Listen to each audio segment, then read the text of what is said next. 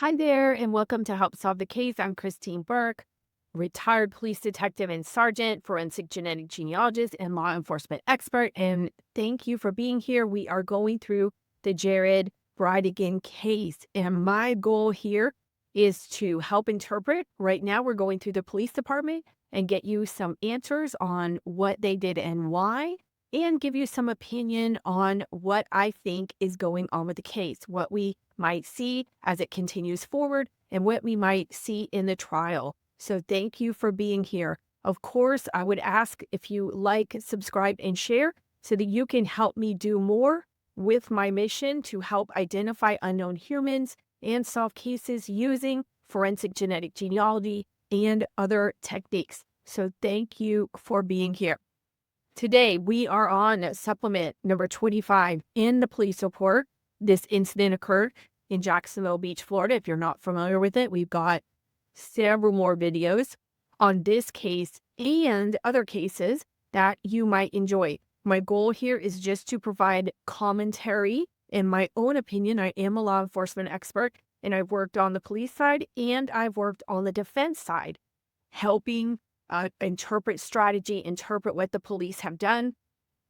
And this is just looking at the criminal justice system so that we together can be more informed and make it better, so that we can understand more fully what really happens in these cases, where problems might occur, where we can do better, and where we can learn from it. All right, so here we are. In this report, this is from Keith Shackelford, and this is on February 18th, 2022 at 1 p.m. And he writes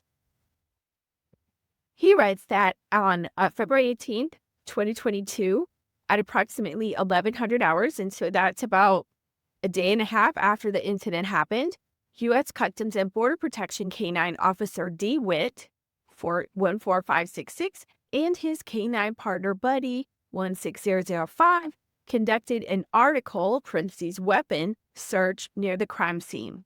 Okay, we love our canines. Officer Witt and buddy searched an area west of Sanctuary Boulevard from Jacksonville Drive to the Sanctuary Parkway JTB, we call it on-ramp.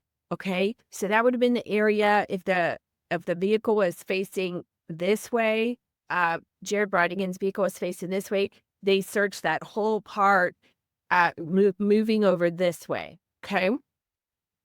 They searched approximately 10 feet into the wood line, covering the area twice. Officer Witt and his K-9 partner also searched the area along Sanctuary Parkway between Sanctuary Boulevard and Grande Boulevard. No weapon was located during this search. Now, Grande Boulevard, Sanctuary Boulevard, and Grande Boulevard would be more towards the east. If you've been following my review, remember in the area where they talked about a vehicle sitting in the hash marked zone on that street. Do you remember when we went over there on Google Earth and we went down to that street? That's that area, okay? And why are they looking for a weapon? Because we do have some video footage showing the person, what we believe, what police believe to be the shooter. We may not have made our determination yet. We're just getting into this case. We're just starting our investigation. But what police believe could be the shooter, walk in front of the car and then head south along Sanctuary Parkway towards the JTB area and run, okay? But they did not find a weapon. And if you've been following, remember, we've got the same caliber, but we've got two different brands of ammunition. We've got 4 shell casings, and we've got 2 different types of ammunition. So what does that mean? How will that be used in the case? Is anybody paying attention to that? Again, we're looking at the prosecution side and we're looking at the defense side, because the prosecution has to, it's like, okay, I'm not the perfect sports person, but you have to block the play, right? They're going to run their route, or they're going to run their play. The prosecution's going to run their play, and the defense is going to block it. Okay, they're going to come up with their own strategy. So the prosecution, right? That's why teams, okay, and they do this in the prosecution and defense. They study the other team's strategy, their methodology, their plays, okay? So the prosecution has to be able to, put their players on the ground, their witnesses, their evidence, whatever, in a way that the defense can't get around it. And the defense does the same thing, okay? So and this is what I like, what will both sides do with that? How is the prosecution going to overcome that? And what is the defense? Is the defense even going to use that?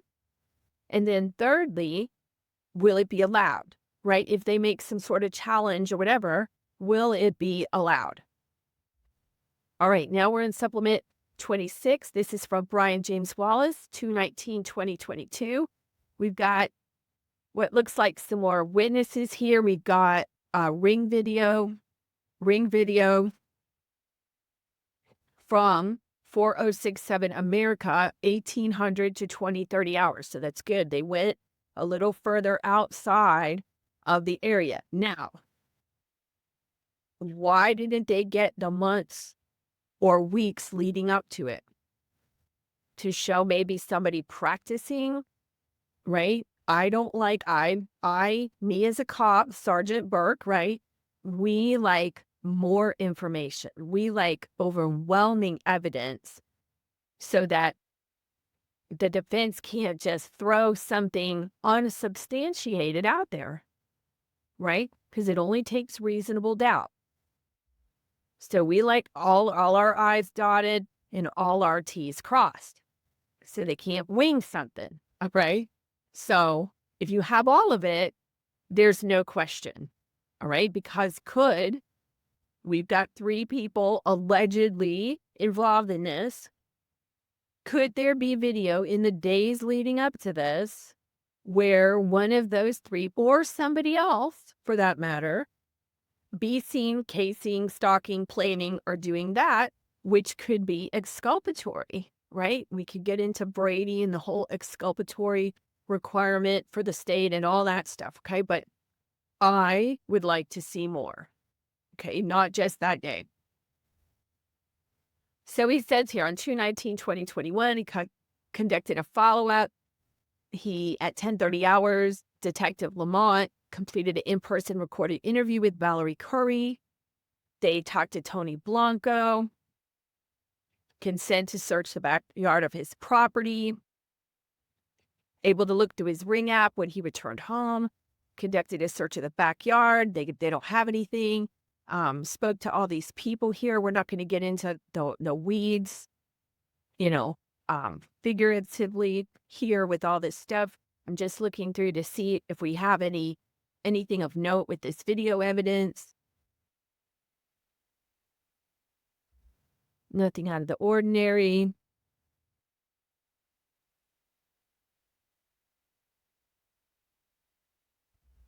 We got some ring video. Okay. Administrative Secretary Minton provided me with copies of the ring video obtained from T. Waterman. See supplement 16. Thank you for putting this supplement number there. Copies of the 1-minute shooting clip as well as all his captures from 1800 to 2030 were made and submitted into property. Now, this is potentially, I'm not exactly sure because it's been a couple days since I recorded one. I don't remember exactly, but this is potentially the house that saw the shadowy figure move in front of the headlights and then go down southbound, taking off. So, and I'm not being critiquing, but I'm asking because I have the question, and maybe the jury might have the question. This is what we're working towards. If we think that the shooter, based on the trajectory, was in that median, the median with the plants and stuff like that, could there be days prior to just this day on this guy's video, again, going back to what I just said about taking all the days, where the person or persons responsible were actually out there walking around in the bushes? Okay, so if we don't get those days, We don't have that. So that's why I would like to see more. Okay. Supplement 27, Jason Allen Lamont. Okay, that's our detective. We've got some more names here, and we've got some video surveillance. And every person that does something, whether it's a police officer, an evidence tech, a detective, whatever, everybody should write their own. I was going to say sup. That's the shorthand for it. Everybody should write their own supplement report. So yes, we should see duplicate reports in here because everybody is going to recall everything differently here. We don't know if we have body cam footage from this department or if the detectives are required to use the body cam footage. Okay. So this talks about video from 3664 Sanctuary Way. All right. So he's got a pretty good narrative here. So he says on February 19th at 2021, 10:31 hours, Detective Corporal Wallace advised Valerie Lynn Curry was at the station to be interviewed in reference to this case. Okay, so she lives at 1633 Marshside Drive. Now, I believe, I could be wrong because I'm just remembering off the top of my head that the Gardners live in the area of Marshside Drive. Is that correct? I don't remember, but it sounds familiar. Somebody lives over in that way. So he says at approximately 10:31 hours, the interview with Curry was conducted in interview room 89, was audio and visually recorded. Also present was Detective Corporal Wallace. Curry advised she left her house, which is located in the Marshside area, at 1950 hours. Remember, our crime happened around 1959-ish. She advised she was going to pick up her daughter near the St. John's Town Center, great shopping center, used to be. Curry stated when she turned left onto the southbound lane of Sanctuary, there were 2 to 4 cars in front of her. Curry advised she saw the front car, which was a black SUV, and the emergency lights were on. Curry advised she saw a, quote, whitish, grayish, silver SUV, end quote. Curry stated a slender white male with khaki shorts exited this vehicle and approached the driver's side of the victim's vehicle. Curry would go on to explain the man pauses and looks into the vehicle and stops. The man proceeds to the passenger side of the vehicle and stops again. Curry felt this man was acting strange. Curry would explain this man had a baseball cap on his head. Now, we did hear, I believe, from the 2 sisters, was it, that there was a good Samaritan that stopped, got out, said some things, went over to the passenger side and said, oh, this must have been what happened or something like that, because remember, the passenger side window was shattered. So this is potentially this person. So we want to line that up and try to identify who this person that Curry saw. Remember, everybody sees different things. We got this number of shots, I heard this, I saw this. So we need to document every car and every person and make sure they're identified and attach them to the witness statements or whatever, show a 6-pack, which is a photo lineup, whatever we have to do to make sure that everybody is accounted for. If somebody is mentioned, they need to be accounted for, since Sarge. Okay? The department may do their own thing, but Sarge says, in my cases, everybody gets accounted for. All right. Curry advised she saw a white 4-door vehicle in front of her. So it sounds like that was a main entrance, right? Looks like a main entrance. And of course, with somebody blocking the road, everybody's getting backed up. And that's going to get on the highway. So she saw a white 4-door vehicle in front of her. She explained a white woman exits the passenger side of the vehicle and appears to be confused about what was going on. At this point, Curry reverses the vehicle and exits the area via South Beach Parkway. So she didn't have time to waste, apparently, and was going to go out a different way. Curry would explain she knows of the victim and his friends with Shanna Gardner, ex-wife. Curry advised she does know the victim's older brother, but could not remember his name. Curry was told by friends Jared Bridegan was shot Wednesday night. Curry explained she has heard stories about the victim's behavior from Shanna Gardner. So Curry, if we're going to say closer, knowing people, whatever, she might be more potentially to be a prosecution witness than defense witness. And that's things that you have to think about in these cases. When you're looking at it from the prosecution and from the defense, who, remember I talked about the team. Okay, if we're doing our sports team, what players are we going to put on our roster? Right? For the case.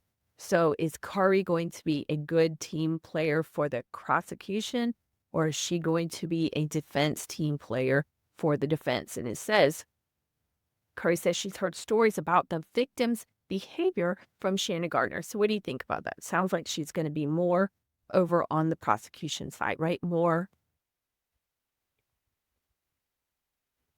beneficial to the prosecution. I don't want to say biased, but she's probably a victim or a prosecution witness. Now, sometimes they cross over. Sometimes you get hostile witnesses. All kinds of things can happen. Curry explained her husband was involved in an altercation with the victim at the Church of Jesus Christ of Latter-day Saints located in Neptune Beach. Now, that makes it a little stronger, okay, that she may have a grudge, right? She may not view the victim so favorably. This is all good background information we need. Curry advised her husband is the bishop at the church. Curry advised the victim was upset because Curry and her husband befriended Gardner, the ex-wife, and alleged,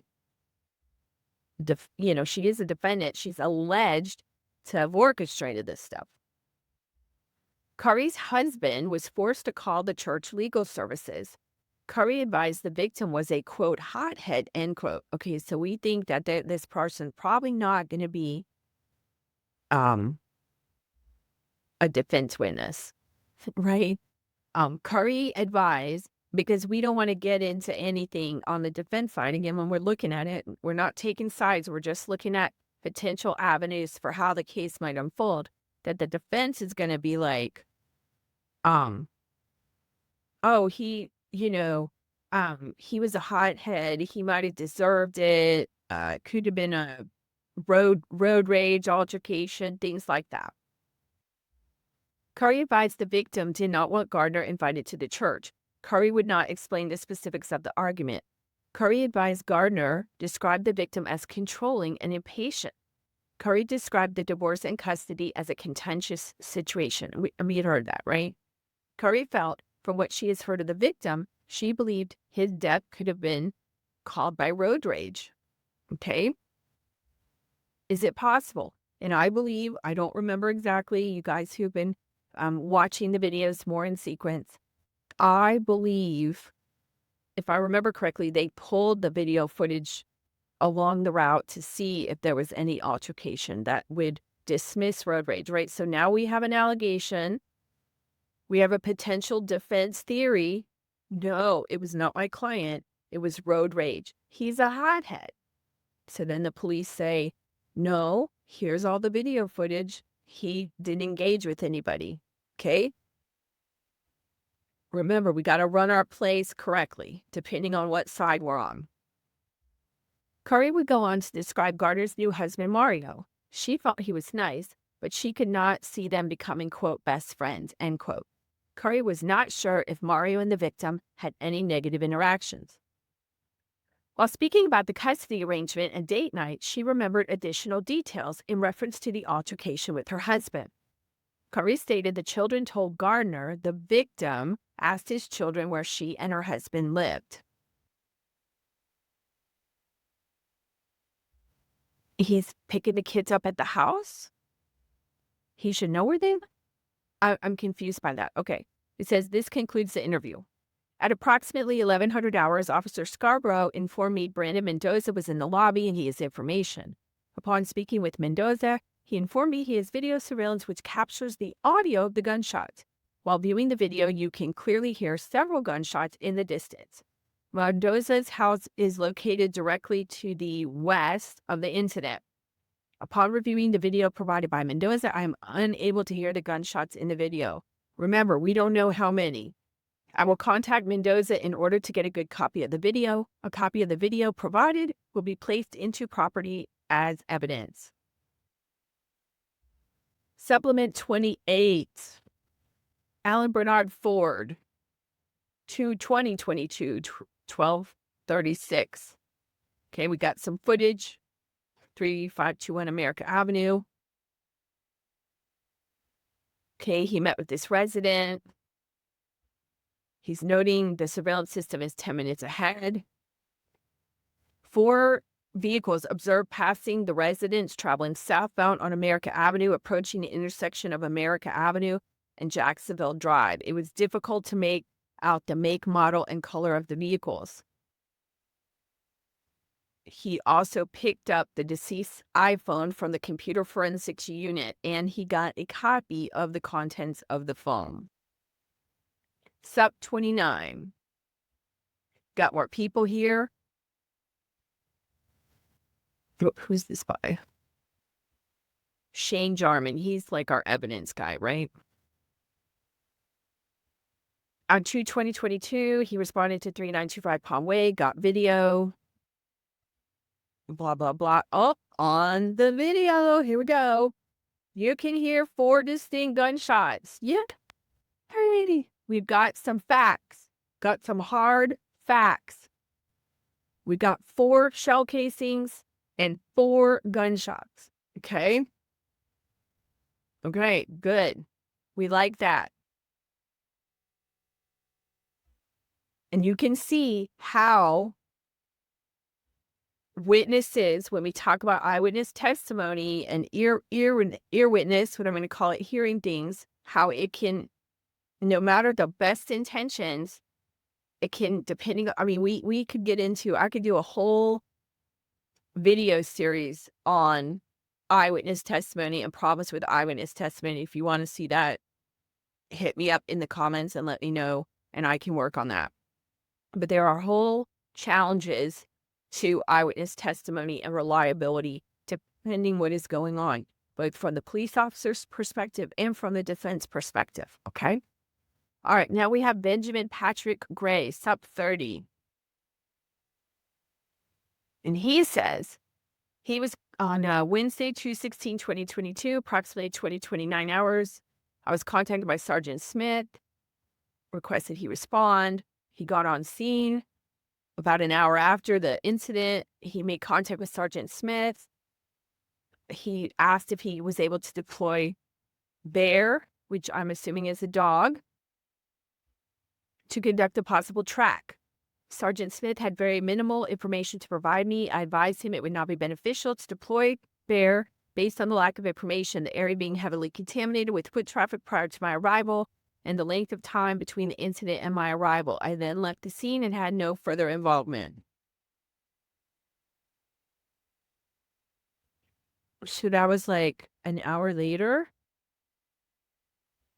What do you think? I would have liked to see Bear try.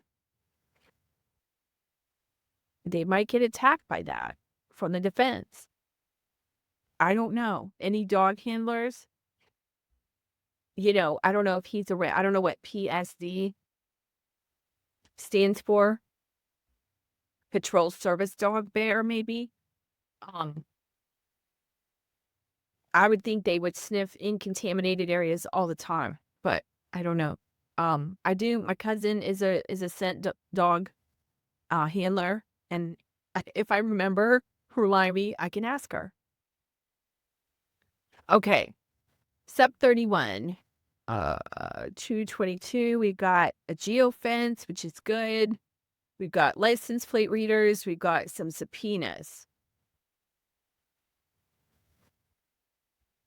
On Friday, February 18, 2022, ASA Christina Stifler approved the Google geofence search warrant for the incident location. If you guys don't know what a geofence is, excuse me, from Google, it's kind of a 2-step process, and they pull everything. So it's kind of like, bad analogy, but you know those fences for your yard so your dog doesn't get out and it shocks them? Like, terrible. Sorry. You set up a perimeter, okay? So Google sets up a virtual perimeter, and every electronic in there that's, squawking and Bluetoothing and EMFing and all that, right? All those devices that are in there and apps and everything that's squawking, we'll call it squawking, sending information goes in there. And then you determine what you want and you further narrow it down. Okay, so in the beginning it's general. You don't know, it's not personally identified.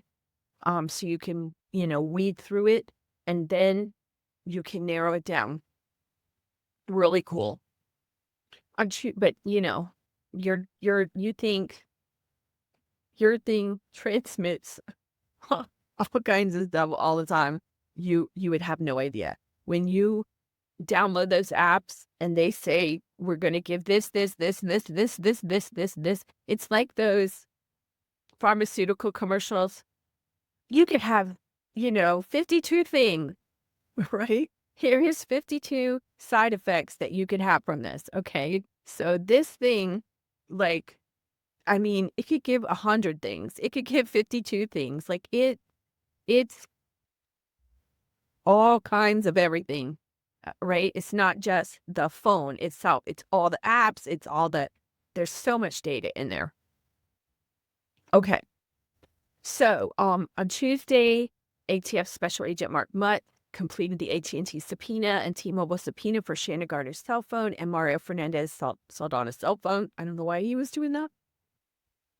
And she signed those subpoenas, and then Mutt sent those to the respective cell phone companies. They should be attached to this report. We saw some. We can't see those. Maybe we can see them at the end, but we can't see them right now.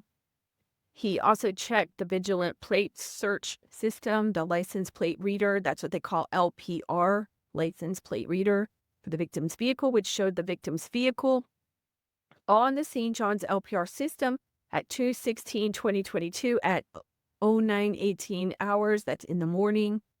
Heading westbound on Longleaf Pine Parkway, St. John's Parkway at 11:33 hours. That's in the morning. The victim's vehicle heading southbound on Bartram Park, Racetrack Road. Memories. I scanned the St. John's LPR system information into this report. If you don't know why I'm acting crazy, I used to live there. Okay. I checked Mario Fernandez Saldana's registered vehicles, a 2022 Toyota Tundra bearing Florida tag blank and the Tesla bearing blank on the LPR database.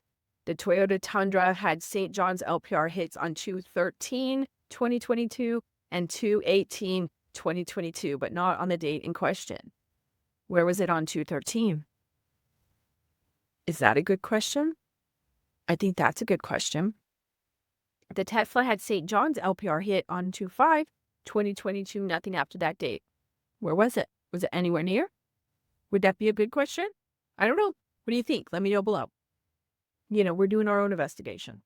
According to the JSO analyst, the victim's vehicle last LPR hit in Duval, okay, 2 different counties, was on 8/3/2020. Last LPR hit for the Saldana's Toyota Tundra was 2021, and the last LPR hit for his Tesla was 2021. Judge Eric Robinson approved the Google geofence. Search warrant today, submitted to Google. Preservation letter. And then we are missing.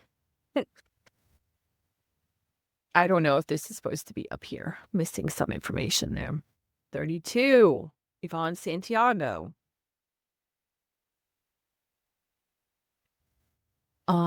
Tuesday, February 22nd, 2022. On February 21st, Monday, at 16:48 hours, Carolyn Zisser, who is the attorney of record during the victim's divorce, called and left a message to see if I had gotten the information I needed, parentheses, divorce and subsequent motions for the St. John's clerk of court. If we remember, the attorney's like, it's going to be really hard for me to gather all that. It might be easier for you to go to the clerk. So that's nice. She's following up and wanted to see, if they still needed it. She requested the victim's file, went to storage. She contacted her. And the attorney says she wants to cooperate with this investigation and is attempting to retrieve the victim's file if she still has it in storage. She did find an electronic online file and was able to go over the final divorce decree. There was nothing pertaining to life insurance by either parent in the divorce decree. Life insurance can sometimes be motive, FYI. She stated she would possibly need a signed release from the victim's current wife when and if she located the victim's complete file. I asked if she had a release, that form that she utilizes, and she advised she would have to talk to her partners.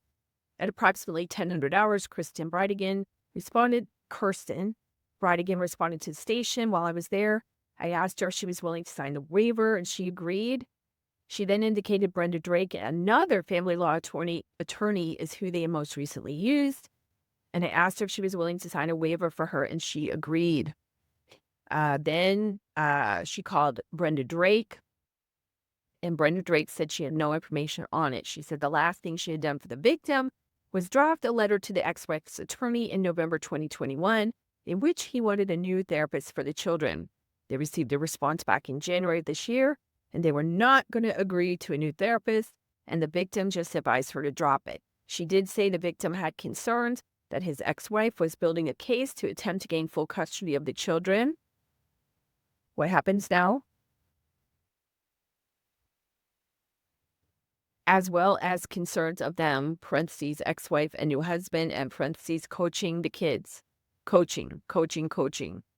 If you're not sure, if that's not like baseball coaching, that is coaching them in preconceived notions, things to say,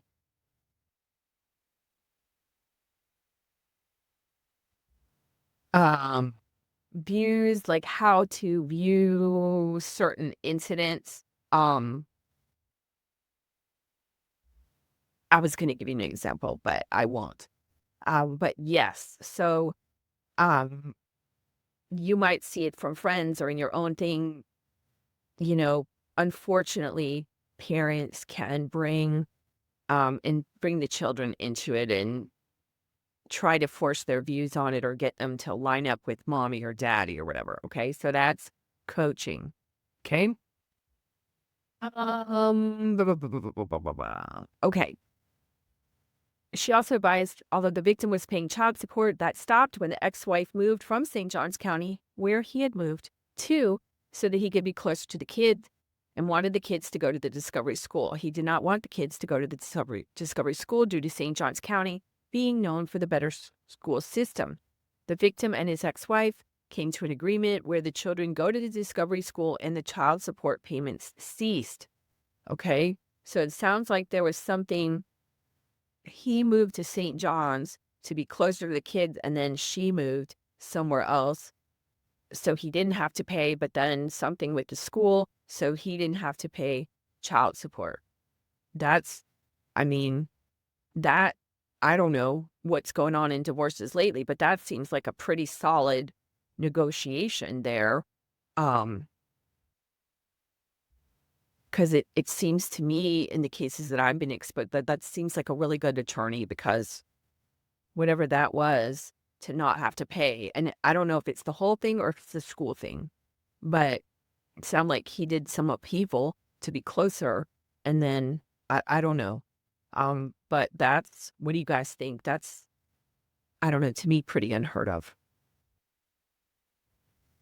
All right. Supplement 33, Yvonne Santiago again. Okay, Tuesday, February 22nd at 2 p.m. Kirsten came back to the station so they could speak to her in depth. She advised the following. Jared's marriage to Shauna ended due to him getting her a personal training package with a personal trainer known as Matt, unknown last name, in Florida, and then finding information that she was having an affair with the personal trainer. There was no physical abuse or police interaction that she is aware of in Jared and Shanna's marriage. Interaction with the ex-wife's current husband, Mario Fernandez, have been multiple times, parentheses, unknown exact, but less than 20. Interaction once at a court hearing referenced kids' schools, also interactions at school events and doctor appointments. Now, they're saying interaction, so that can be a conversation. That's not saying a poor interaction or a tense, terse, right? Just interacting in a communication way, it seems. After the divorce, Jared dated several people and ultimately became engaged to Emily Voringer, who she believes he met in Utah. The relationship with Emily Voringer was not a, quote, healthy relationship, end quote, and he broke it off with her. She said it ended badly in that Emily's father, quote, chewed him out, end quote, for breaking up with his daughter. She said they have not heard from Voringer since she has been in a relationship with Jared. Kirsten met Jared in 2017 through a dating app called Mutual, which is for singles who are members of the Church of Jesus Christ of Latter-day Saints. She additionally said he used to have a Bumble profile, but is not sure of what other dating sites he may have been on back then. Jared currently works remotely from home for Microsoft as a manager of UX design, that's user experience. And previously, they call it UX UI, user experience, user interface, if you don't know that. Previously worked for Clean Simple Eats, also remotely. Additionally, he worked for Web.com from May of 2016 to March of 2020 at an office near Gate Parkway. Jared's workday at home normally consists of a 9 to 5 with some late night calls, sometimes due to calls with people from different countries. There were no local meetings for work and no known local coworkers. Instead, the meetings were held on Microsoft Teams. Jared's boss is named Kevin Honeyman. Jared kept his work appointments set up in his Outlook and personal appointments in a shared electronic calendar with his wife. She set up. There's also a separate shared electronic calendar set up with ex-wife Shauna in reference to the kids' appointments. Jared's hobbies are working up projects around the house. He also likes to run every day at the gym in their neighborhood of Beacon Lake Community, which she believes requires a key card to access. He usually goes from 12 to 2. He also plays Xbox a couple times a week, and Kirsten indicated he plays Halo. He does play online with other people, and she will provide his Xbox account name. Why is this good? Could be some beef with people in the gym, beef with people in the neighborhood, beef with people online. God knows, right? You see some of the comments, right? People feel invincible online, apparently. They have a membership at the YMCA in Nocatee, but have only been approximately 3 times as their daughter did not like the daycare. To her knowledge, Jared has not been there for months. Jared has a chiropractic appointment every Tuesday at 09:30 at Revolution Chiropractic. The entire family goes every other week. Jared had a Facebook, quote, Jared Bridgeman, end quote, and an Instagram, Jared_B2. Not active in posting, but would peruse it. Recently reactivated as he deactivated to be more present in the moment with Kirsten. Jared uses easily guessable passwords and has had the same email address since married to Shauna. Kirsten was able to get into his computer after 3 guesses at his password. Jared and Kirsten did most of the shopping together. Jared and Kirsten are members of the Church of Jesus Christ of Latter-day Saints, located at 5490. They attend most Sundays. There are no routine appointments with kids except taking Abby to gymnastics on Wednesdays and Fridays. She is staying with them at Florida Elite. Okay, whatever. The time frame for gymnastics is 3:30 to 5:30. Jared does not regularly meet up with friends and has few friends. Jared is closest to Kirsten, and next closest is his brother Adam and Carly, Adam's wife. Last time Jared went to Top Golf a couple weeks ago to meet friends Cody Hayes, Nick Peel, and Brett Murray. Cody and Nick are friends from their previous congregation. Kirsten will provide their contact information to Detective Lamont. On Monday, February 14th, Jared took the kids to school. We're leading up to the week, right? He leaves usually at 07:30. Kirsten took London, the infant, to an appointment for vaccinations and was upset about the way it was handled. Does not remember if they went on a bike ride after or any further details of the day. On Tuesday, February 15th, the whole family went to chiropractic in 2 separate cars. Jared took London and Kirsten drove with somebody in a separate car due to getting her ready. Jared left the appointment when done and went home to work. Kirsten took the kids to Target on Southside Boulevard near the Avenues Mall. Somebody FaceTimed Jared to ask permission to buy something she wanted. After Target, Kirsten took the kids home.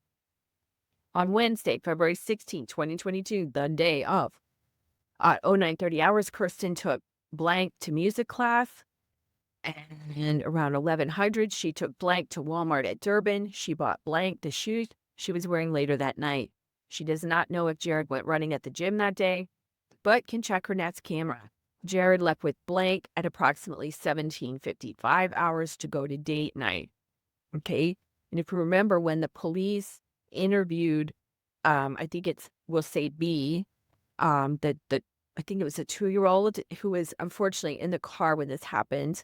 Um, I want to say she talked about some shoes that she had gotten that day. Okay. Thursday, February 17, 2022, after 1900 hours, Shauna contacted Kirsten and stated Abby wanted to FaceTime with Kirsten. Abby and Kirsten FaceTimed, and twice in conversation, Abby asked about Jared's will. There's no further information to add to this report at this time. Okay, we are back.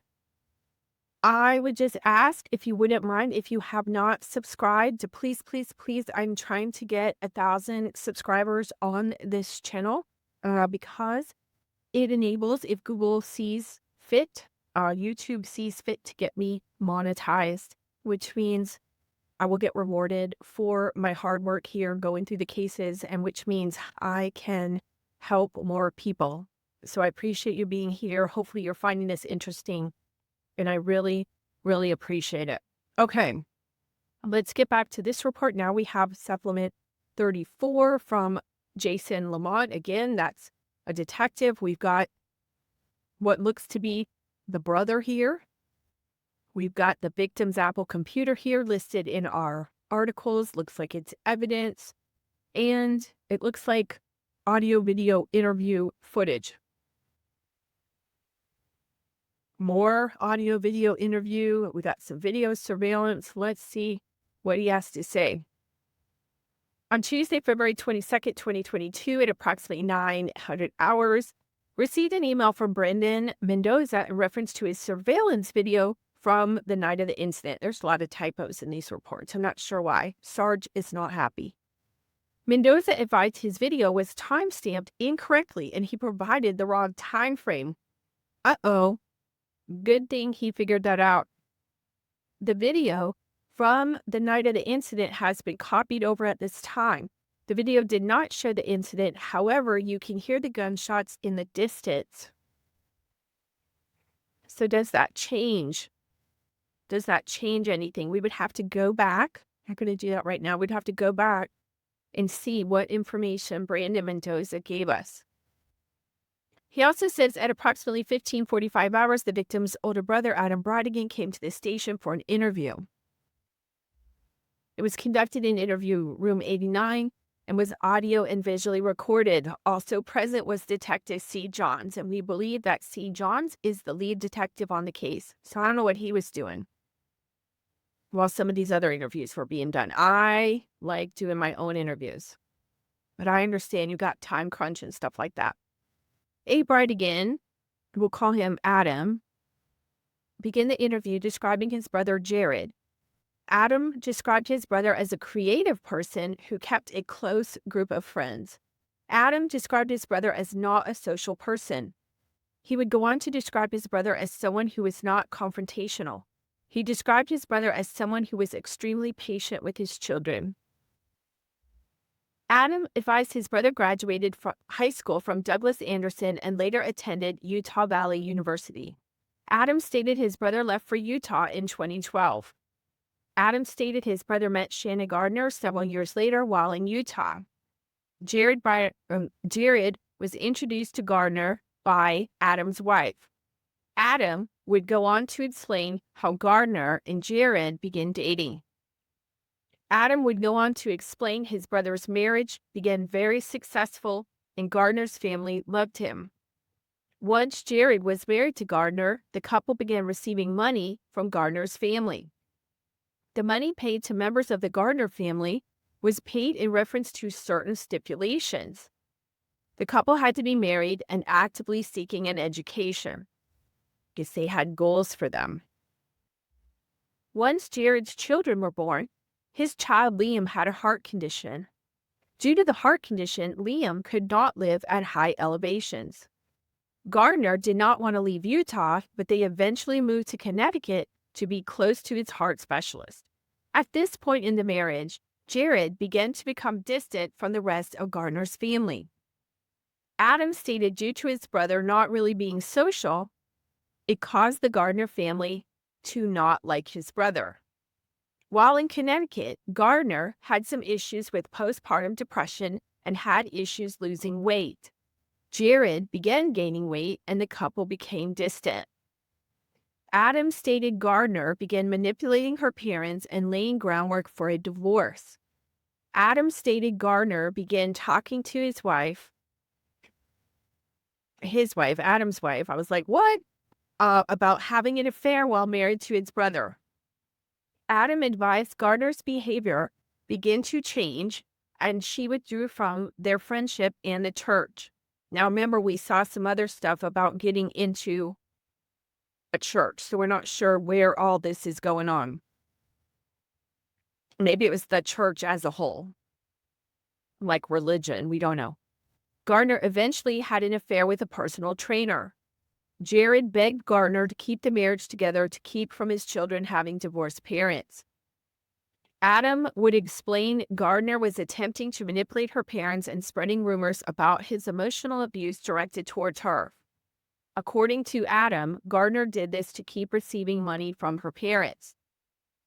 Adam would explain his brother was not one to talk on the phone. He would go on to explain he would talk to his brother weekly for work, but typically they would talk twice a month to check up about each other. The last time Adam spoke to his brother was on 2/13/2021. 2021? Didn't this happen in 2022? Yeah.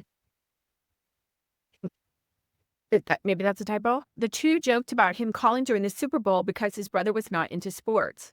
Adam advised his brother did not mention any issues other than the dispute over his daughter's baptism. Recently, Adam and his family planned the trip to Disney World in Orlando, Florida.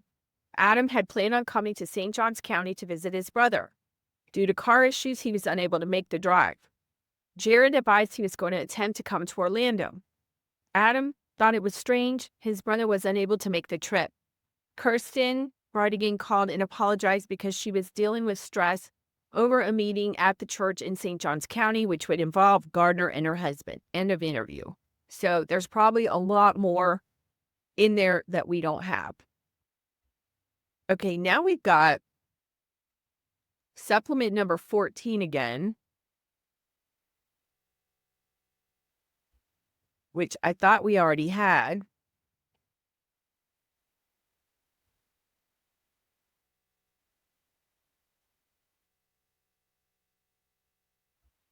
So I'm not sure why that's here. 20. We should already have this one in here. Okay, swap the tire. We have that one. 29. We should have this one.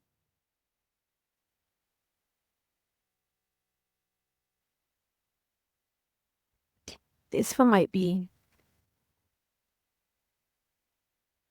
Here they're talking about the Santiagos, and they're saying on the video you can hear 4 distinct gunshots, okay? So that's important. All right, now we've got some redaction reasons, which I'm not going to go through. It's whatever they're going to call about, whatever they're going to label, they need a reason to be able to redact it. Okay, now we have supplement 35 through 38. So here's supplement 35, Christopher Lee Johns. That should be our lead detective. It's writing at the police department. Wendy's drive-through footage. Looks like a Wendy's receipt. On Wednesday, February 23rd, 2022, at 10:15 hours, I served 2 subpoenas to Navy Federal Credit Union. They were left with Gretchen, the assistant branch manager. I emailed Denise Powers, Beacon Lake's amenity manager, requesting video from the gym camera. This is to see if Jared ran that day. I requested the last week between 12 to 2. Yes, you want to see what had happened. He went outside the date. Yes, great. She stated the request has been forwarded to their attorney for review. The subpoena, baby.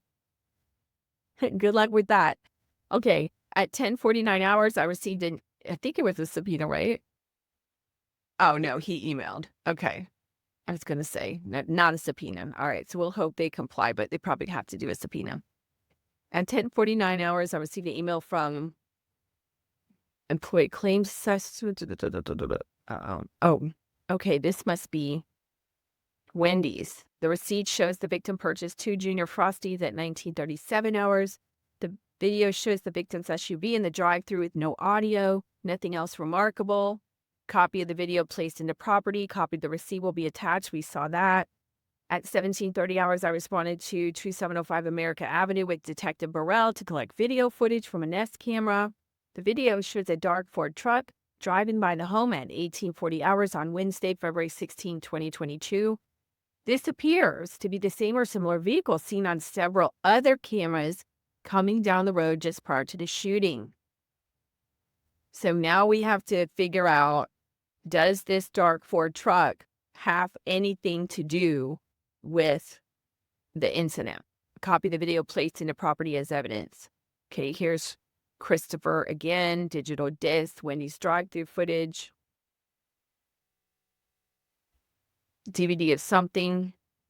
Okay. We have Yvonne here, sub 36, 224. Looks like some addresses here. A lead sheet, press bar, not sure what that is. Oh, okay. I guess it's a lead in the case. Thursday, February 24th, 2022. At 10:07 hours, I called Allison Pretzel as she's previously reported something or something. She stated on the night of the homicide between 1955 hours and 2000 hours, she and her boyfriend, Joseph McGish, were walking the dog. They walked the dog from his residence on Sanctuary North to the northeast corner of Jacksonville Drive at America when she heard 4 shots. She said she did not hear any screaming or arguing, just the 4 shots. So again, here we have 4 again. She said there was no pause between the shots. So we had heard some people said there were gaps. She and her Joseph then began to walk back to his house. When they got to the center of Sanctuary Boulevard, she saw a blue, older model truck, which had been going south towards JTB, do a 3-point turn and drive out the southbound lane. She said the truck was going real slow, and she knows it was a man driving, but could provide no details such as race, etc. She said the truck had a wide silver trim around it, like on a 2-tone truck, but was unable to say if it was a 2-tone. She only was able to say it was blue on the top, and she noticed large black full trash bags in the bed of the truck up near the driver. Very observant. She further said she believed it was a 2-door with a long bed, so that would be extended cab or crew cab. When asked if she, or could be extended cab, when asked if she saw anything else, she advised there was a dark car and a tan or gold car behind it, stopped on Sanctuary Boulevard southbound, which would have been in front of the truck she saw. So did the truck turn around because it was involved, it got tired of waiting, or what? We don't know. And is this truck the truck that we talked about on the other video? She did not see people or activity, and it looked like they were just stopped there. She said it was dark and she could not really see, and said there was no flashing lights or anything. She provided me with Joseph's number, and at 10:40 hours, I attempted to call him, but had to leave a voicemail for contact back. At approximately 12:19 hours, I again attempted to call Joseph McGish again and left a second voicemail.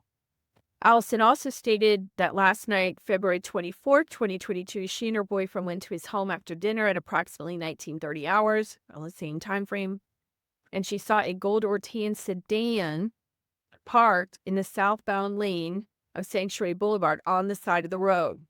When she left at 2300 hours, the vehicle was still there. Somebody looking for something, somebody broke down, we don't know.